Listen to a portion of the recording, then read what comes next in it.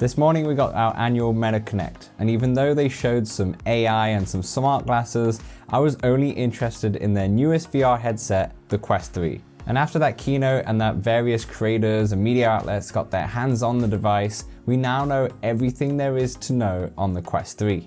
So what I'm going to do is break down the Connect, kind of goes in the ins and outs of what we saw and judge whether it's not worth pre-ordering now and whether or not it's worth getting the 128 gig or the 512 gig.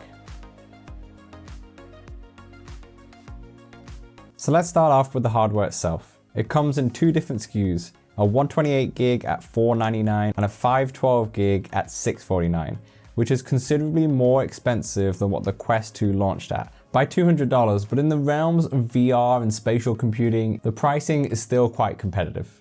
To dampen the cost though, they did announce a nice surprise, which is a free copy of Asgard's Wrath 2 with every Quest 3 bought from now until the 27th of January. Also, with the 512 model, you will be getting 6 months subscription to MetaQuest Plus, their monthly subscription service, which provides you with 2 games each month.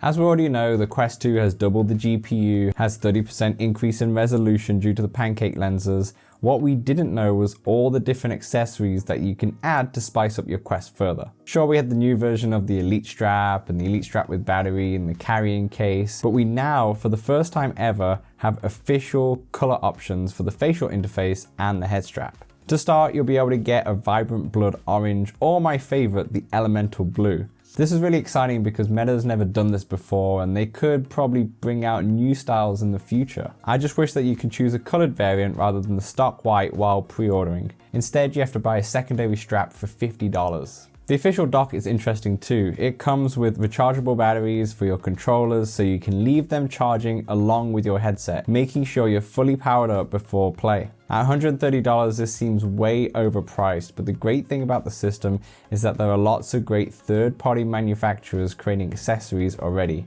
Companies like Kiwi Design and Bobo VR have already announced their support for the system, so I'm curious to see what they have to offer. So that's the headset. Let's move on to the most important part of this, and that's the software. The Connect kicked off with some mixed reality demos. We got to see Lego Brick Tales, a tabletop game, BAM, which is a co-location multiplayer title, Les Mills Body Combat, which is the first ever fitness app to take advantage of mixed reality, and Stranger Things, which honestly was the most exciting one and seems like a perfect fit for the mixed reality system.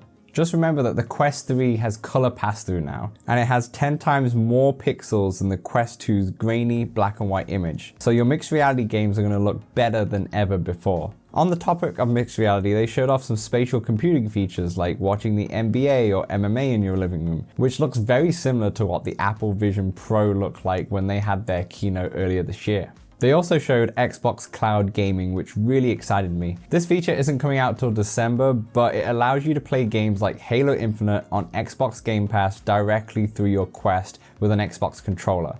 There's still no word of if there's any support for PlayStation 5 or Switch Pro controllers, but maybe more on that closer to the time. As with all game streaming, we'll have to wait and see to see if it works well in our homes, but the prospect of kicking back and playing Halo when I personally don't own an Xbox is pretty darn cool. The last thing on mixed reality before we move on to the actual VR titles is a new feature that Meta is calling augments. So this allows you to place virtual objects in your real world so you can create a truly digital world. In the Connect, they had a few examples of this, such as digital photo, a portal to a fitness game in your garage, but what really excites me is the fact that you can unlock augments through games. So take Beat Saber for example. Through Beat Saber you can win trophies, and what you can do with those trophies is actually put them in your room. So imagine you walk through your bedroom with your Quest 3 on, and on your wall is just a display of all your Beat Saber trophies. Maybe you've got a painting from Asgard's Wrath 2.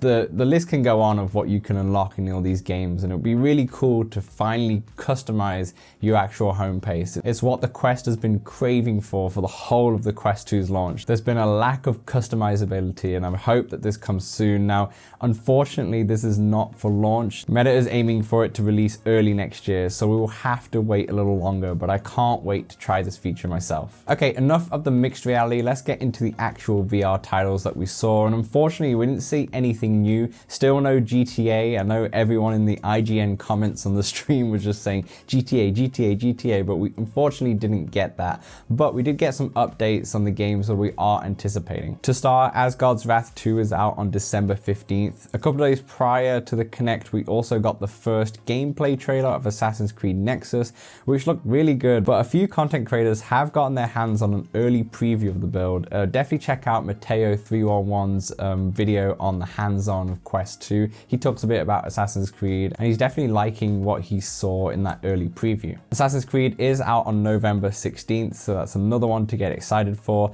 Something that's out right now is Roblox. Now, this used to be on App Lab for the last month or so, but now it's officially on the store. We also got a look at what the Walking Dead Saints and Sinners enhanced version looked like. Now, this is actually a launch title for the Quest 2, so it's really interesting to see how the graphical comparison is from the Quest 2 to the Quest 3. Now, this does look like a serious upgrade. There is so much more detail in the environments, improved textures, and more walkers on screen than ever before. And finally, we've got a price drop for Supernatural. This is a fitness app only available in North America. A nice 50% drop in price, which was a complete surprise.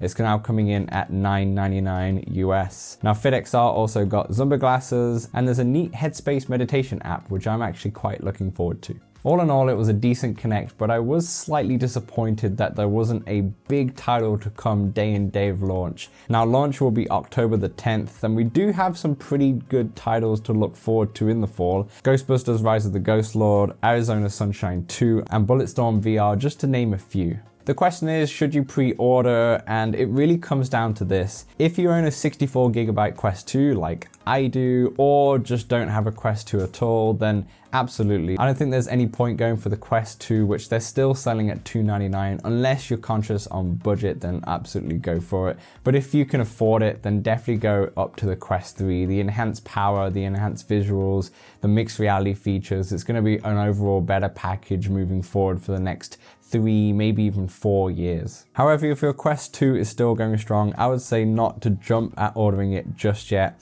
Every game will be on Quest 2, and whilst they look better and perhaps play better on the Quest 3, it's still an expensive device which you could potentially do without until we have more updates, until we have more games which take full advantage of the hardware. So now I want to hear about you guys. Did you like the Connect? Are you picking up a Quest 3? Have you already pre-ordered it? And if so, are you going for the orange? Are you going for the blue? Or are you just going to go for the standard white variant? I personally really like the blue, but because we have to buy it on top of the white variant, I think I'm going to hold off and just get a Bobo M3 strap when they release. By the way, did you catch that cool commercial at the end of the keynote? It features a woman learning piano through mixed reality, which I thought was super cool and makes me want to take up virtual piano lessons. Anyway, keep it locked to this channel. We're going to have more content every single week throughout the year, as well as obviously focusing on the Quest 3 when it comes out on October 10th. Until then, take care.